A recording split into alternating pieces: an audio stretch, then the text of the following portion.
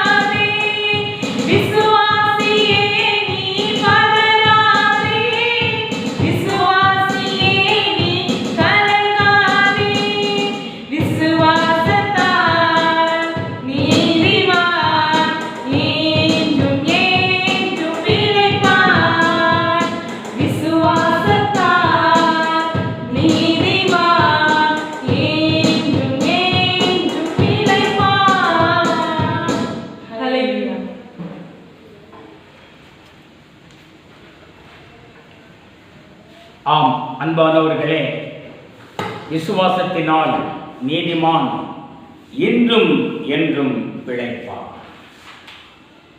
விசுவாசம் மகா பெரிய ஒரு மேன்மையான காரியம் கிறிஸ்தவ வாழ்வில். எனவே விசுவாசியே நீ பதறாதே, விசுவாசியே நீ கலங்காதே, விசுவாசத்தினால் நீதிமான் இன்றும் என்றும் பிழைப்பார். தேவ செய்திக்காக கடந்து சொல்வோம். நம்முடைய மனதை ஒருமுகப்படுத்துவோம். இயேசுவை நோக்கி பார்ப்போம். நாம் எந்த இடத்தில் விசுவாசம் இல்லாமல் பதறுகிறோமோ, கலங்குகிறோமோ, பதற்றத்தையும் கலக்கத்தையும் மாற்றி இயேசுடைய விசுவாசத்தை பெருக பண்ணுவார். அன்பின் பரலோக பிதாவே, ஸ்தோத்திரம். எங்கள் விசுவாசம் பெருகும்படியாக உம்முடைய வேத வசனத்தை நாங்கள் தியானிக்கிறோம். அதிகமாக விசுவாசத்தை குறித்து தியானிக்க முடியாவிட்டாலும் நாங்கள் தியானிக்கும் சிறிய அந்த காரியத்தில் விசுவாச குறைவுள்ளவர்களுக்கு விசுவாசத்தை பெருக பண்ணும்படி இந்த வார்த்தை உள் இந்திரியங்களை பலப்படுத்தும்படியாக செபிக்கிறேன். கர்த்தர் அப்படியே செய்யும். பேசுகிற எண்ணில் நீர் வெளிப்படும். இந்த நாம மகிமைப்படட்டும். இயேசுவின் நாமத்தில் பிதாவே, ஆமென், ஆமென், ஆமென். அன்பானவர்களே, விசுவாசம் பார்க்க முடியாத ஒன்று. எனவே இந்த விசுவாசத்தை நாம் வர்த்திக்க செய்யும்படி ஆண்டவர் இந்த நாளில் விரும்புகிறார். அன்பானவர்களே, faith is God's gift. Faith is God's gift. விசுவாசம் தேவன் தரக்கூடிய ஈவு, வரம். ஆவியின் வரங்களில் மூன்றாவது இருக்கக்கூடிய அந்த விசுவாச வரத்தை நாம் பெற்றுக்கொள்ள வேண்டும், விசுவாசத்தை வர்த்திக்க செய்வதற்கு. ஆக முதலாவது, ஒரு மனிதனுக்கு விசுவாசத்தை தேவன் அளவோடுதான் அருள்கிறார். முதலாவது பாயிண்ட், ஒரு மனிதனுக்கு தேவன் விசுவாசத்தை அளவோடு அருளுகிறார்.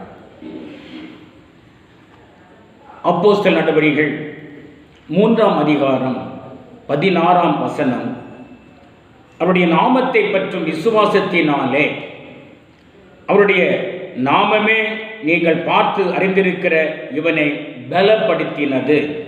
அவரால் உண்டாகிய விசுவாசமே உங்கள் எல்லோருக்கும் முன்பாக இந்த சர்வாங்க சுகத்தை இவனுக்கு கொடுத்தது. பேதுரு அவருக்குள் இருந்த அந்த விசுவாசத்தின் வரத்தை வெளிப்படுத்தி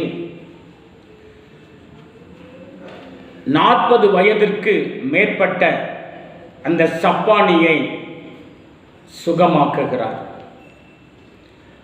அவர் என்ன சொல்லுகிறார்?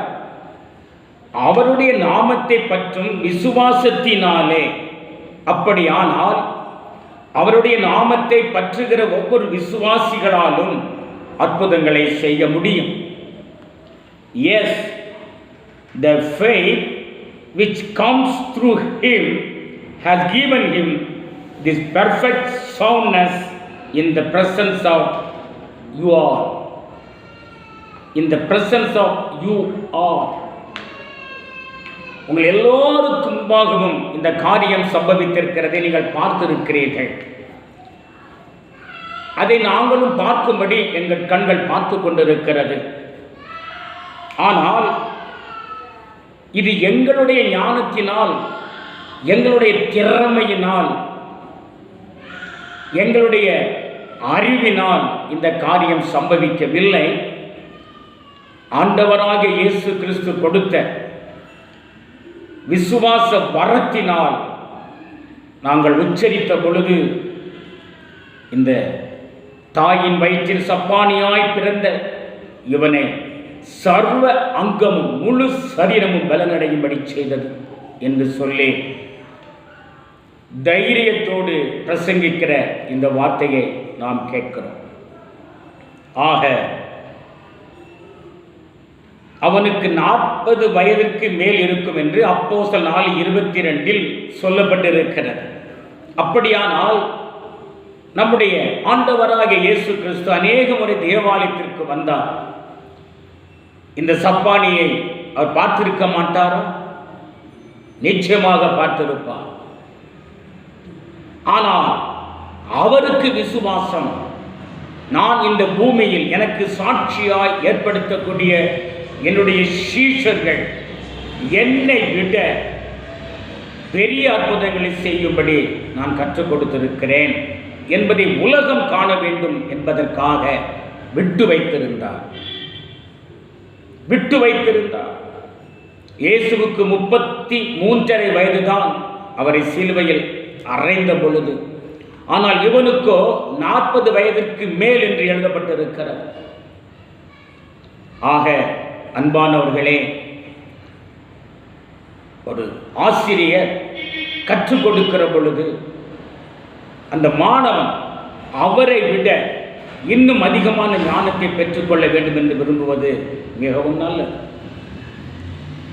ஆக இயேசு சுவாமி சொன்னபடி விசுவாசிக்கிற உங்களால் நடக்கும் அடையாளங்கள் என் நாமத்தினாலே பிசாசுகளை துரத்துவீர்கள். அவனை கட்டியிருந்த அந்த பிசாசின் கட்டுகள் துரத்தப்பட்டது, அவன் விடுதலையா. அப்படி இருந்திருக்கலாம். ஆக மனிதனை பிசாசு கட்டி வைத்திருக்கிறது. விசுவாசம் உள்ள ஜெபம் பிணியாளியை சொஸ்தமாக்குகிறது. ஆக ரோமர் புஸ்தகம் 12ஆம் அதிகாரம் 3ஆம் வசனம். முதலாவது The Book of Apostles 3:16 நான் வாசித்தேன். I read. Now Book of Romans chapter 12:3 ரோமர் 12:3 அல்லாமலும் எனக்கு அருளப்பட்ட கிருபையினாலே நான் சொல்லுகிறதாவது, உங்களில் எவனாயிலும் தன்னை குறித்து எண்ண வேண்டியதற்கு மிஞ்சி எண்ணாமல் அவனவனுக்கு தேவன் பகிர்ந்த விசுவாச அளவின்படியே தெளிந்த எண்ணமுள்ளவனாய் எண்ண வேண்டும். நாம் இன்று ஆண்டுடைய பணியை செய்கிறோம். எனக்கு கொடுக்கப்பட்டிருக்கிற அவருடைய அளவின்படி தான் என்னுடைய விசுவாசம் கிரியை செய்யும். நான் அதற்கு மிஞ்சி யோசிப்பதில் எந்த லாபமும் இல்லை. என்னை விட இன்னும் மற்ற சீஷர்களை விட, மற்ற தேவதாசர்களை விட ஒவ்வொருவருக்கும் ஒவ்வொரு வித்தியாசமான வகையில் விசுவாசத்தினால் அற்புதங்களை செய்யக்கூடிய சக்தியை செய்து கொண்டிருப்பார்கள். அதற்காக நாம் பொறாமைப்பட வேண்டிய அவசியம் இல்லை. எனக்கு ஏன் அது கொடுக்கப்படவில்லை என்று சொல்லி அவனவனுக்கு அளந்த அளவின்படி அவன் விசுவாசத்தை எடுத்து பயன்படுத்தி தேவ ராஜ்யத்தை கட்டுவதற்கு நாம் செயல்பட வேண்டும். நம்முடைய சரீரமும் அப்படித்தான் படைக்கப்பட்டிருக்கிறது. கை செய்கிற வேலையை கால் செய்ய முடியாது, கால் செய்கிற வேலையை கை செய்ய முடியாது, கண் செய்கிற வேலையை மூக்கு செய்ய முடியாது, மூக்கு செய்கிற வேலையை கண் செய்ய முடியாது. அங்கங்கள் இணைக்கப்பட்டிருக்கின்றன. அங்கத்தில் இருக்கும் அனைத்து அவயங்களும் அதன் பணியில் செயல்படுவதானால் தான் நாம் ஜீவித்திருக்கிறோம். பெரிய பெரிய காரியத்தை நாம் செய்து விடுகிறோம். ஆக இந்த காலகட்டத்தில் ஒருவருக்கு ஒருவர் நாம் வித்தியாசத்தில் பொறாமை கொள்ளாமல் நமக்கு அளந்த அளவின்படி இந்த விசுவாசத்தில் நடந்து ஜெயமெடுக்க வேண்டும். ஆக ரோமன் சபைக்கு இப்படியாக அவர் எழுதினார். For I say, through the grace given to me, to everyone who is among you, not to think of himself more highly than he ought to think, but to think soberly, as God has dealt to each one a measure of faith. A measure of faith. அளவின்படி, எனக்கு அருளப்பட்ட அளவின்படி நாம் செயல்பட வேண்டும். அவருடைய பரலோக ராஜ்யத்திற்கு மகிமையை கொண்டு வரும். ஆக 12 சீஷர்களும் வந்து இந்த பிறவி சப்பானி எழுப்பினர் என்று சொல்லப்படவில்லை. பேதுரும் யோவானும் வந்தார்கள். ஆனால் பேதுரு உச்சரித்த வார்த்தையில் விசுவாசம் வெளிவந்தது. அது எல்லோருடைய கண்கள் பார்வைக்கு வெளிப்பட்டது. இந்த நாளிலும் நாம் எந்த இடத்தில் விசுவாசம் குன்றி போய் இருக்கிறோமோ ஆண்டவரிடத்தில் நாம் நம்முடைய விசுவாசத்தை பெருக்கிக் கொள்வதற்காக கேட்கிற பொழுது ஆண்டவர் நமக்கு அதை கொடுக்கிறவராக இருக்கிறார். ஆக அந்த சீஷர்களை விசுவாசிகளாக்கி அவருடைய விசுவாசத்தின் மூலம் அற்புதத்தையும் அடையாளத்தையும் பூமியில் செய்து இந்த உலகம் எங்கும் ஆண்டவராக இயேசு கிறிஸ்து நாமத்தினாலே விசுவாசிக்கிற ஒவ்வொருவருக்கும் அவர் வரங்களை கொடுத்து விசுவாச வரத்தினாலே பெரிய பெரிய காரியத்தை செய்து வருகிறார். எனவே அடைப்பட்டு இருக்கிற இந்த நாட்களில் திறக்கப்படாத சபையில் நாம் ஜெபிக்க முடியவில்லையே என்று சொல்லி கலங்கின உங்கள் விசுவாசம் குன்றி போக வேண்டாம். மாறாக அது கொழுந்து விட்டு எரிய வேண்டும். அதற்கான அனல் உங்களுக்குள்ளே இருக்கிறது, எனக்குள்ளும் இருக்கிறது. அது கொழுந்து விட்டு எரிய வேண்டும். காரணம், மங்கி எரிகிற திரியை அவர் அணைக்காதவர், அதை கொழுந்து விட்டு எரிய செய்கிறவர், பிரகாசிக்க செய்கிறவர். நம்முடைய விசுவாசத்தை பெருக பண்ணும்படி தினமும் நாம் வேத வசனத்தை வாசிப்போம். வேலையில் ஒருவேளை இந்த லாக்டவுனுக்கு பிறகு என் வேலை மீண்டும் கிடைக்குமா? கலங்க வேண்டாம், நிச்சயமாக கிடைக்கும். இந்த லாக்டவுனுக்கு பிறகு நான் பயணித்து நான் வேலை செய்வதற்கு போக முடியுமா? நிச்சயம் ஆண்டவர் உங்களை அழைத்து கொண்டு போவார். எனக்கு கிடைக்கக்கூடிய என்னுடைய சம்பளம் எல்லாம் மீண்டும் கிடைக்குமா? நிச்சயமாக விசுவாசியுங்கள். ஆண்டவர் உங்களுக்கு அதை கொடுக்க வல்லவராக இருக்கிறார். கலங்க வேண்டாம். எந்த இடத்தில் படிக்கிற ஸ்டூடெண்ட்ஸ் நான் மீண்டும் படிக்க முடியுமா? முடியாது. நிச்சயமாக படிப்பீர்கள். நான் இன்டர்வியூக்கு போனேன், பாஸ் ஆகிவிட்டேன், ஆனால் நான் வேலையில் சென்று அமரவில்லையே என்று கலங்கி கொண்டு இருக்கிறீர்களா? நிச்சயமாக நீங்கள் பாஸான இடத்தில் உங்களுக்கு கர்த்தர் வேலை அமர்ச்சி விசுவாசியுங்கள். விசுவாசிக்க வேண்டும். ஊழியக்காரராகிய நாம் லாக்டவுனுக்கு பிறகு சபை திறந்த நாட்களில் மீண்டும் விசுவாசிகள் வருவார்களா அல்லது வேறு எங்கும் ஸ்பிளிட்டாகி போய்விடுவார்களா? கலங்க வேண்டாம். நம்முடைய விசுவாசம் அவர்களை கொண்டு வரும். அவர்கள் மீண்டும் பலப்படுவார்கள். சபைகள் விருத்தியடையும். புதிய ஆத்துமாக்கள் வரப்போகிறார்கள். சபையில் ரட்சிப்பின் கம்பீர சத்தம் முழங்கப் போகிறது. அதற்காகத்தான் இந்த நாளில் நாம் காத்து கொண்டிருக்கிறோம். ஆக இந்த நாளில் நாம் நம்முடைய விசுவாசத்தை பெருக்கிக் கொள்வதற்காக இந்த வார்த்தையை நான் பேசும்படி கர்த்தர் எனக்கு கிருபை கொடுத்தார். அவரை விசுவாசிக்காத என்னை அவர் அழைத்து அபிஷேகத்தில் விசுவாசிக்கும்படி நீ நடத்தி வருகிறார். அவர் நாமத்திற்கே மகிமை. இரண்டாவது காரியம், மனிதனுடைய ஞானத்தில் விசுவாசம் நிற்பது இல்லை, ஆனால் தேவனுடைய வல்லமையினால். The second point, to another, faith by the same Spirit. 1 Corinthians chapter 12:9.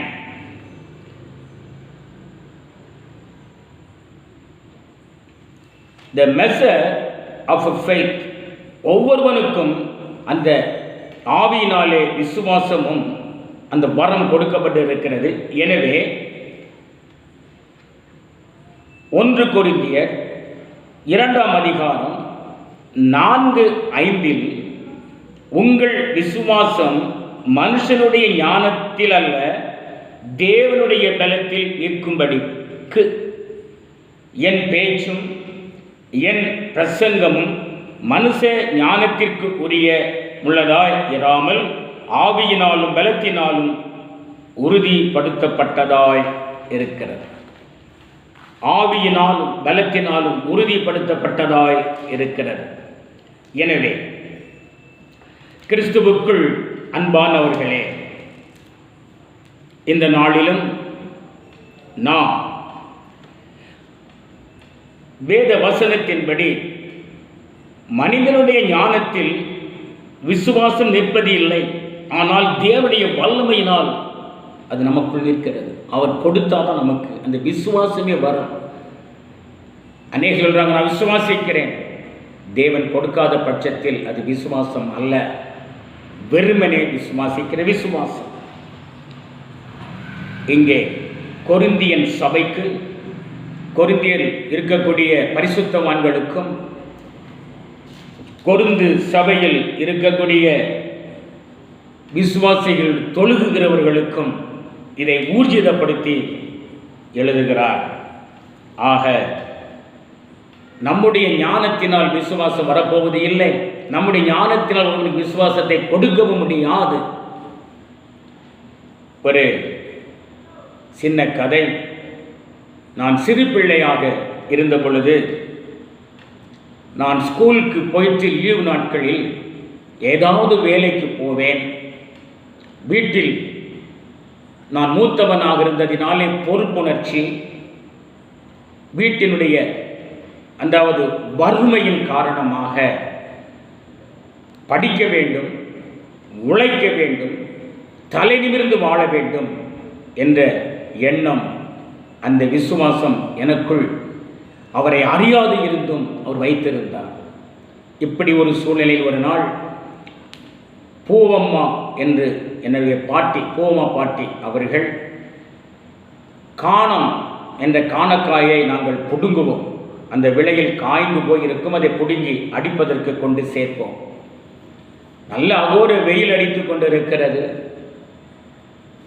நேரம் போவதற்காக வேர்வை சிந்தி, அப்படி உடம்பெல்லாம் வேர்வை சிந்தி கொண்டு இருக்கிறது.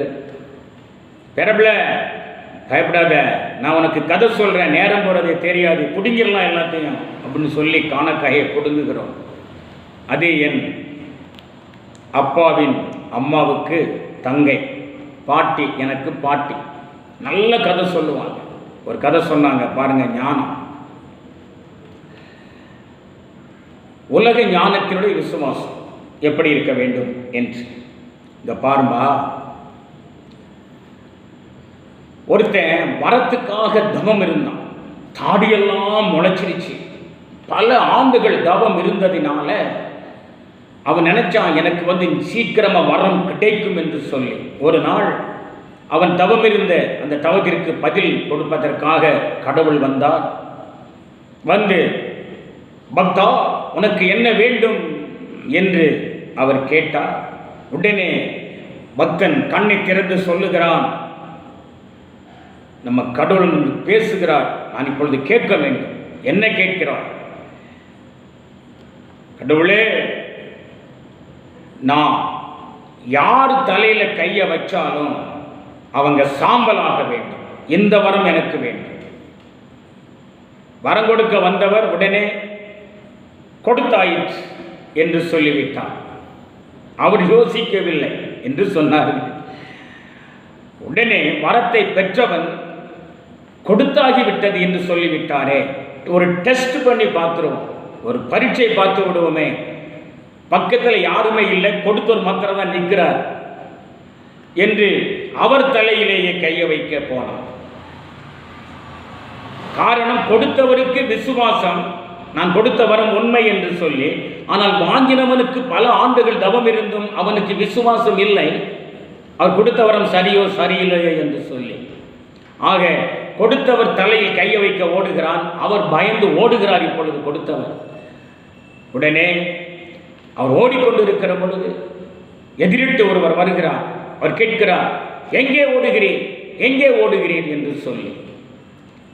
அவர் சொல்லுகிறார், தப்பு பண்ணிட்டேன். ஒருத்தன் தவம் இருந்தான், வரம் கேட்டான், கேட்டதை தாரமுன்னு சொல்லிட்டேன். அவன் கேட்ட வரம் என்னன்னா, நான் எவன் மேலே கையை வச்சாலும் அவன் சாம்பலாக வேண்டும் என்று கேட்டான். கொடுத்தாய் சொல்லிட்டேனே, நான் திரும்பி எடுக்கவும் முடியாது கொடுத்த வரத்தை அப்படி என்றான். இவ்வளவுதானா? அவனை துரத்திட்டு வந்துகிட்டு இருக்கான். இவ்வளவுதான் சொல்றேன். ஆம், நான் பார்த்துக் கொள்கிறேன் என்று சொல்லி அவருடைய சிநேகிதர் அதை சொன்னார். உடனே அவன் ஓடி வருகிறான். அவருடைய சிநேகிதன் திடீரென்று தன்னுடைய வேஷத்தை மாற்றி பெண்ணாக மாறிவிட்டார். பெண்ணாக மாறினதினாலே ஓடி வருகிற அந்த அரக்கன் பெண்ணை பார்த்த உடனே மதிமயங்கி நிற்கிறான். பெண் என்றாலே அழகுதானே, யார் கண் அங்கே போகாது? தவம் இருந்தவன், இப்பொழுது வரத்தை பெற்றவன் பெண்ணை பார்த்தவுடனே மயங்கி விட்டான். மயங்கி, ஆஹா, நீ எவ்வளவு அழகாக இருக்கிறாய் என்று கேட்டவுடன், ஆம், உனக்கு என்ன வேண்டும்? நீ எனக்கு வேண்டும் என்று சொல்லி அந்த அரக்கன் கேட்கிறான். உடனே அவர் சொல்லுகிறார், அந்த பெண்ணாக மாறினவள் சொல்லுகிறாள், சரி, நமக்கு ரெண்டுக்கு மத்தியில் ஒரு கோட்பாடு வச்சிருவோம். ஒரு வேண்டுதல் என்னன்னா, நான் உனக்கு வேண்டுமானால் நீ உன் தலையில் சத்தியம் பண்ணு, அப்பொழுதுதான் என்னை நீ பெற்றுக்கொள்ள முடியும் என்று சொன்ன உடனே இவன் மறந்துட்டான். அவன் வாங்கின வரத்தையே மறந்துட்டான். இத்தனை நாள் அவன் இருந்து வாங்கின வரத்தையே மறந்துட்டான். மறந்துட்டு அந்த பெண் மயக்கத்தில் அழகை பார்த்து ஜொலிக்கிறத பார்த்துட்டு தன் தலையில் கையை வச்சான். அவன் சாம்பலான். உடனே அங்கிருந்து வருகிறார் அவர், வரம் கொடுத்தவர், எப்படி அதை நீ செய்தாய் என்று சொல்லி இவளை பார்த்தவுடன் அது இன்னும் அதிகமாக நீளும் கதை. ஆக கொடுத்தவருக்கு விசுவாசம், நான் கொடுத்த வரம் கிரியை செய்யும். ஆனால் வாங்கினவனுக்கு அவிசுவாசம் அதை டெஸ்ட் பண்ணுவதற்காக ஓடிக்கொண்டிருக்கிறார். இந்த அநேகர் அப்படித்தான். எனக்கு விசுவாசம் வர வேண்டும் என்று சொல்லி பல ஆண்டுகளாக ஜெபித்திருப்போம். அவர் வரத்தை கொடுத்திருப்பார். நம்முடைய அப்பா கொடுக்கிறதில் வல்லவல் அல்லவா? நாம் அதை கிரியை நடப்பிக்க வேண்டும். கடைசி வரைக்கும் அப்பா எனக்கு வரம் தாங்க, எனக்கு வரம் தாங்க, ஆவின் வரம் தாங்க. ஆல்ரெடி கொடுத்திருக்கிறதை எடுத்துட்டு பயன்படுத்த வேண்டாமா? ஆக இந்த மாதிரி கதையை அந்த பாட்டி சொன்னது எனக்கு ஞாபகத்தில் இருக்கிறது. காரணம், அந்த பாட்டி அநேக கதைகளை சொல்லுவார்கள். ஞானமாய் பேசி அந்த கதையை சொல்லுவார்கள். ஞானமாய் இருக்க வேண்டும் என்று சொல்லி. இது உலக ஞானத்தின் விசுவாசத்தை தூண்டுகிற கதைகள். ஆனால் பக்திக்குரிய வாழ்க்கையில் விசுவாசம் என்னும் இந்த கேடகம் நாம் பிடித்து கொள்ள வேண்டும் அல்லவா? ஆக கிறிஸ்துவுக்குள் அன்பானவர்களே, நாம் இந்த நாளில் எபேசியர் புஸ்தகம் 2ஆம் அதிகாரம் 8ஆம் வசனம், கிருபையானது விசுவாசத்தை கொண்டு இரட்சிக்கப்பட்டீர்கள், இது உங்களால் உண்டானதல்ல, இது தேவனுடைய ஈவு. கிருபையினாலே விசுவாசத்தை கொண்டு இரட்சிக்கப்பட்டீர்கள், இது உங்களால் உண்டானதல்ல, இது தேவனுடைய ஈவு. ஒவ்வொரு விசுவாசிகளுக்கும் தேவன் வரங்களை கொடுத்திருக்கிறார். நாம் விசுவாசிப்பதில் நம்முடைய அளவின்படி, நமக்கு கொடுக்கப்பட்ட அளவின்படி நாம் அந்த விசுவாசத்தை செயலில் கொண்டு வந்து இயேசுவின் நாமத்தை நாம் மகிமைப்படுத்த வேண்டும். அப்படித்தான் பேதுரு செய்தார். அவருக்கு கொடுக்கப்பட்ட அந்த விசுவாசத்தினால்தான் தாயின் வயிற்றில் இந்த சப்பானியை ஒரு குறையில்லாமல் எழுப்பி அவ்வளவு சொஸ்தமாக்கப்படாது, கரடுகள் கூட இல்லாமல் தெரிஞ்சிருச்சு. கிறிஸ்துவுக்கு அன்பானவர்களே, ஆவியின் வரங்களை நாம் பெற்றுக்கொள்ள வேண்டும். ஆவியின் வரங்களை நாம் பெற்றுக்கொள்ள வேண்டும். அதில் விசுவாசம் நமக்கு மிக முக்கியமாக எடுத்து பயன்படுத்த வேண்டும். ஒவ்வொரு விசுவாசிகள். ஆமென். எனவே விசுவாசிகள் என்று நமக்கு பெயர் வைக்கப்பட்டிருக்கிறது. ஆக எபேசியர் சபைக்கு எழுதுகிற பொழுது, உங்களுக்கு கொடுக்கப்பட்ட விசுவாசம் ரட்சிப்புக்குரிய விசுவாசம். நீங்கள் ரட்சிக்கப்பட வேண்டும். நாம் ரட்சிக்கப்பட்டிருக்கிறோம். இந்த ரட்சிப்பு அவர் கொடுத்த ஈவு, அவருடைய ஈவு, கிஃப்ட். ஆக இந்த நாளில் சபை கூடாத பட்சத்தில் அநேருடைய விசுவாசம் கலங்கி போய் கவலையாக இருக்கிறது. எப்பொழுது கூடும்? நாம் எப்பொழுது ஆராதிப்போம்? தேவ பிரசன்னத்தில் நாங்கள் எப்பொழுது மூழ்கி நீந்தி அவரை மகிழ்விப்போம் என்று சொல்லி ஏங்கிக் கொண்டிருக்கிற ஏக்கத்தின் விசுவாசத்தை கர்த்தர் அறிகிறவராக இருந்து அதிசீக்கிரத்தில் நீங்கிவிடும் இந்த லேசான உபத்திரவம் சோர்ந்து போகாமல் நாம் ஜெபத்தில் உறுதியாக இருந்து தேவனை பற்றி கொண்டு விசுவாசத்தின் மீது பலம் அடைகிற பொழுது அவர் நமக்கு பலத்தை கொடுக்கிறவராக இருக்கிறார், பலன் கொடுக்கிறார். ஆக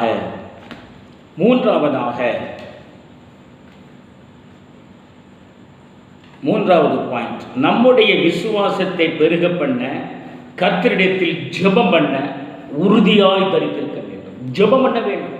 விசுவாசத்தை நாம் பெருகிக் கொள்வதற்கு ஜெபிக்க வேண்டும். மார்க் புஸ்தகம் 9ஆம் அதிகாரம் 24வது வசனம். உடனே பிள்ளையின் தகப்பன், விசுவாசிக்கிறேன் ஆண்டவரே, என் அவிசுவாசம் நீங்கும்படி உதவி செய்யும் என்று கண்ணீரோடு சத்தமிட்டு சொன்னார். இங்கே ஒருவன் இருக்கிறான், அவன் ஊமையும் செவிடும் உள்ளவன்.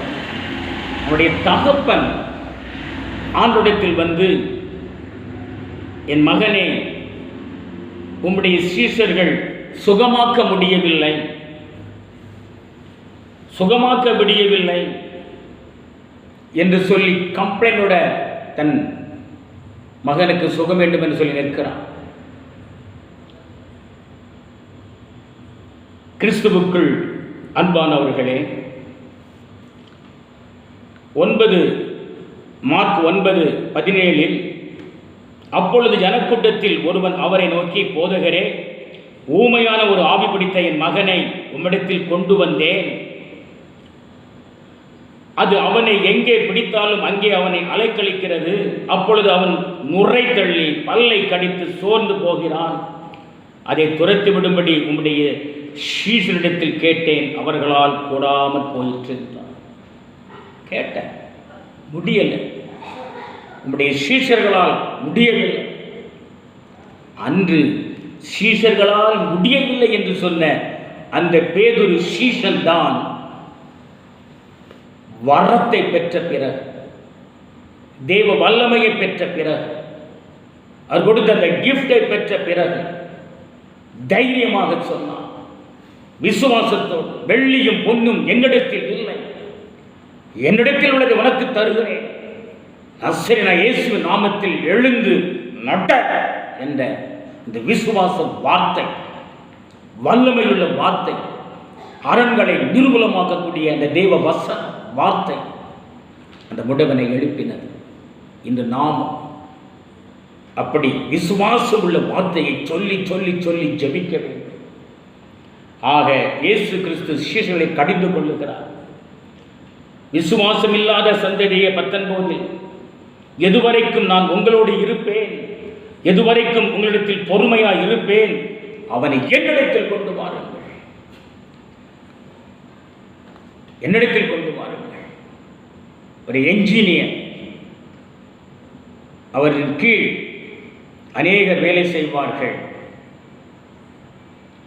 ஒர்க்கரால் செய்ய முடியாத வேலையை சார்ஜ் என்று செய்து கொடுக்க வேண்டும். சார்ஜ் என்றால் செய்து கொடுக்க முடியாத வேலையை ஃபோர்மன் செய்ய வேண்டும்.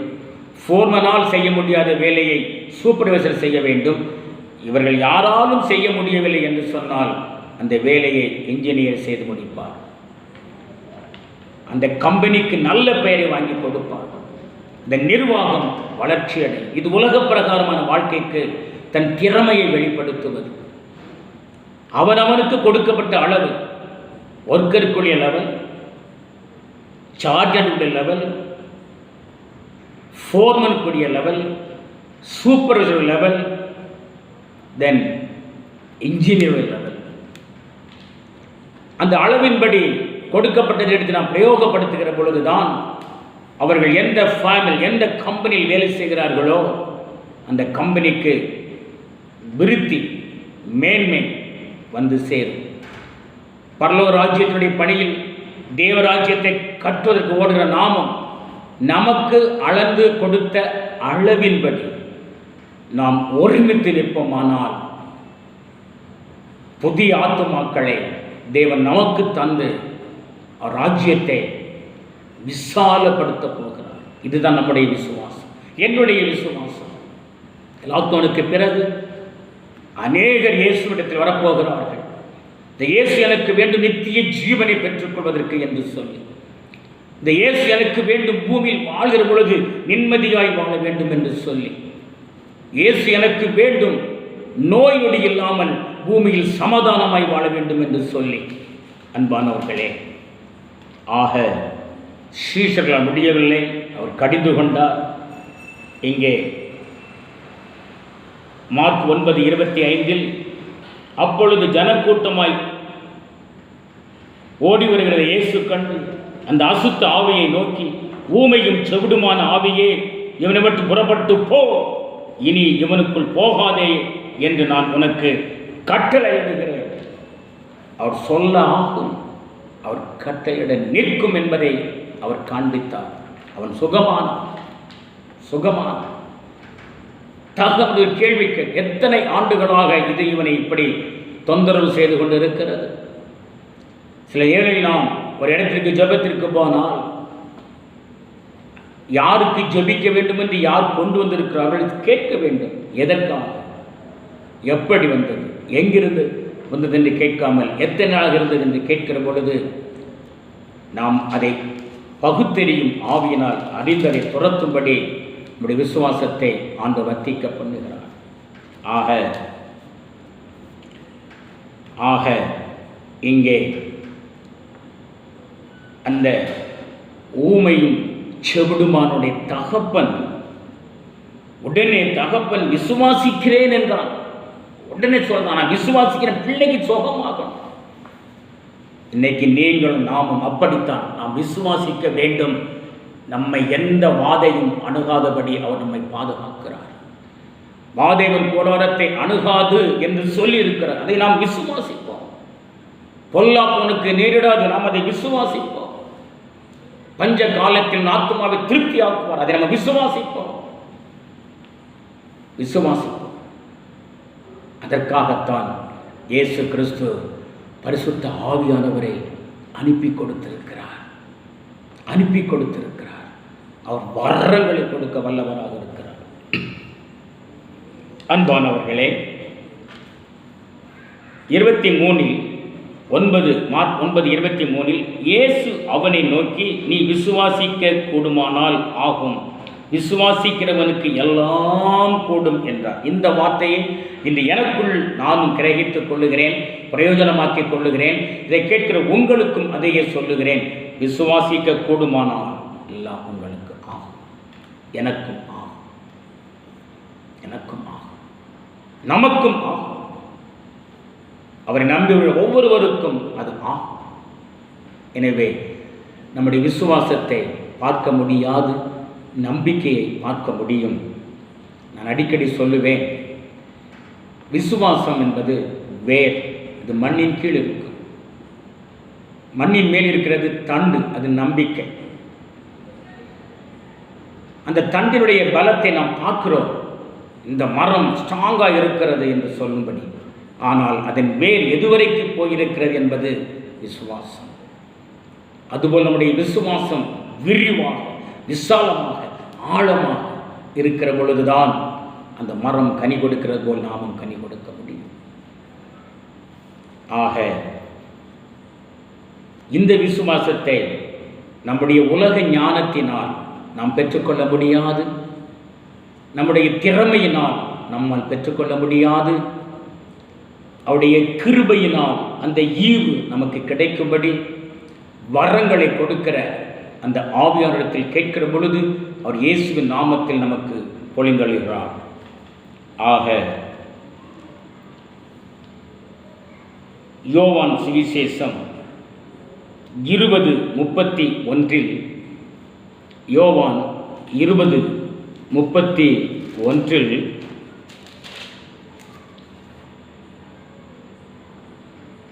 இயேசு தேவனுடைய குமாரனாகிய கிறிஸ்து என்று நீங்கள் விசுவாசிக்கும்படியாகவும், விசுவாசித்து அவருடைய நாமத்தினாலே நித்திய ஜீவனை அடையும்படியாகவும் இவைகள் எழுதப்பட்டிருக்கிறது. இயேசு கிறிஸ்து அநேக அற்புதங்களை செய்தார். அதை எழுதினால் புஸ்தகம் கொள்ளார். ஆனால் தோமாவோடு பேசி ஆண்டவர் மரித்து உயிர்த்தெழுந்த பிறகு இந்த காரியத்தை ஊர்ஜிதப்படுத்துகிறார். இந்த விசுவாசத்தை குறித்து 29வது வசனத்தில், தோமாவே, நீ என்னை கண்டதினாலே விசுவாசித்தாய், காணாதிருந்தும் விசுவாசிக்கிறவர்கள் பாக்கியவான்கள். இன்று நாமெல்லாம் பாக்கியவான்கள். நாம் இயேசுவை பார்க்கவில்லை. இயேசு எப்படி இருப்பாரோ நாம் பார்க்கவில்லை.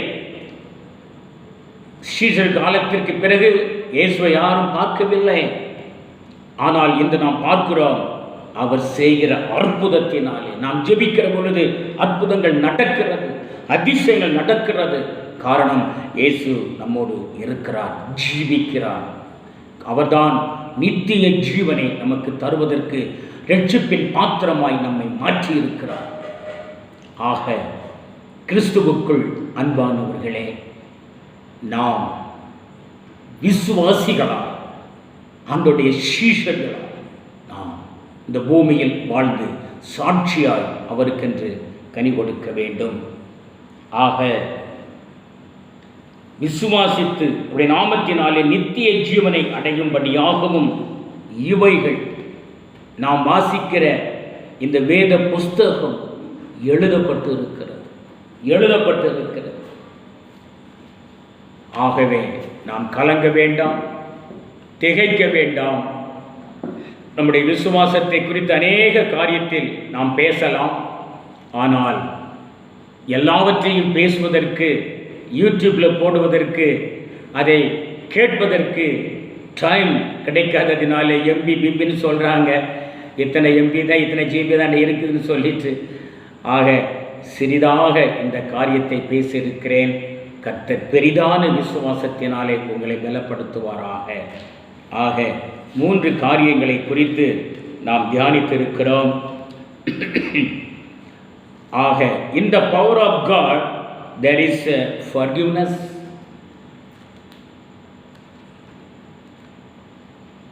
ஒருவனை மன்னிக்க வேண்டுமானாலும் கூட நாம் விசுவாசத்தோடு, தேவ வல்லமையோடு தான் மன்னிக்க முடியும். மன்னிக்க வேண்டும்.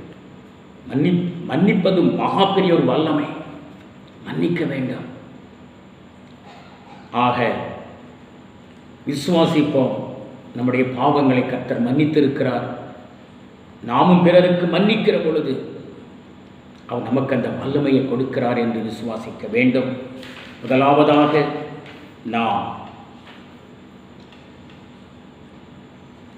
விசுவாசத்தை தேவன் ஒவ்வொரு மனிதனுக்கும் அளவோடு அருளியிருக்கிறார். அளவு மெஷர் பண்ணி கொடுத்திருக்கிறார். இரண்டாவதாக, மனிதனுடைய ஞானத்தில் விசுவாசம் நிற்பது இல்லை, ஆனால் தேவனுடைய வல்லமையினால் அது நிலை நிற்கும். மூன்றாவது, நம்முடைய விசுவாசத்தை பெருக பண்ண கர்த்தரிடத்தில் ஜெபம் பண்ண வேண்டும். அப்படி ஜெபிக்கிற பொழுது கர்த்தர் நமக்கு விசுவாசத்தை வர்த்திக்க செய்கிறார். ஆக சீஷர்களுக்கு கொடுத்த அந்த வரம் நமக்கும் கொடுக்கப்பட்டு இருக்கிறது என்று விசுவாசிப்போம், ஜெபிப்போம், ஜெயமெடுப்போம். அவர் நாமத்திற்கு மகிமை உண்டாவதாக.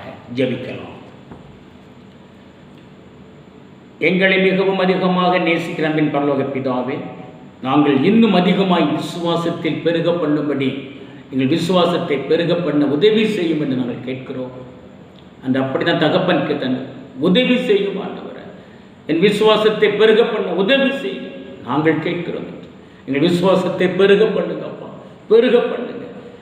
எதையும் குறித்து நாங்கள் சந்தேகப்படாமல் விசுவாசத்தில் ஒவ்வொரு நாளும் ஜீவனம் செய்து இந்த நாட்கள் நடக்கக்கூடிய மரண போராட்டத்தில் ஜனங்கள் விடுவிக்கும்படியாக ஜெபிக்கவும், எங்களுக்காகவும் ஜெபிக்கவும், சபைகளுக்காகவும் ஜெபிக்கவும், எல்லா ஊழியர்களுக்காக ஜெபிக்கவும், அகில உலகத்திற்காகவும் ஜெபிக்கவும், எங்கள் ஜெபத்தை நிச்சயமாக பதில் தருவார் என்று விசுவாசிக்கவும் கிருபைதான். எல்லா ஜனச்சித்தரும் ஆண்டவர் எங்களை மன்னியும், எங்களை மன்னி மறுரூபமாக்கும், விசுவாசத்தில் பெருகப்படும். இயேசு கிறிஸ்துவின் நாமத்தில் வேண்டிக் கொள்ளுகிறோம் எங்கள் ஜீவனுள்ள நல்ல பிதாவே, ஆமென். என் ஆத்துமாவே கர்த்தரை ஸ்தோத்திரி, என் முழு உள்ளம் பரிசுத்த நாமத்தை ஸ்தோத்திரி. என் ஆத்துமாவே கர்த்தரை ஸ்தோத்திரி, கர்த்தர் செய்த சகல உபகாரங்களையும் மறவாது. நம்முடைய கர்த்தராகிய இயேசு கிறிஸ்துவின் கிருபை, பிதாவாகிய தேவனுடைய அன்பு, பரிசுத்த அவன் அன்யோன்ய ஐக்கியம், விசுவாச ஓட்டம் என்றும் என்றும் ஒரு வருகையிலும் கூடவே தங்கியிருப்பதாக. ஆமென். God bless you all. கர்த்தர் உங்களை ஆசீர்வதிப்பார். ஆமென்.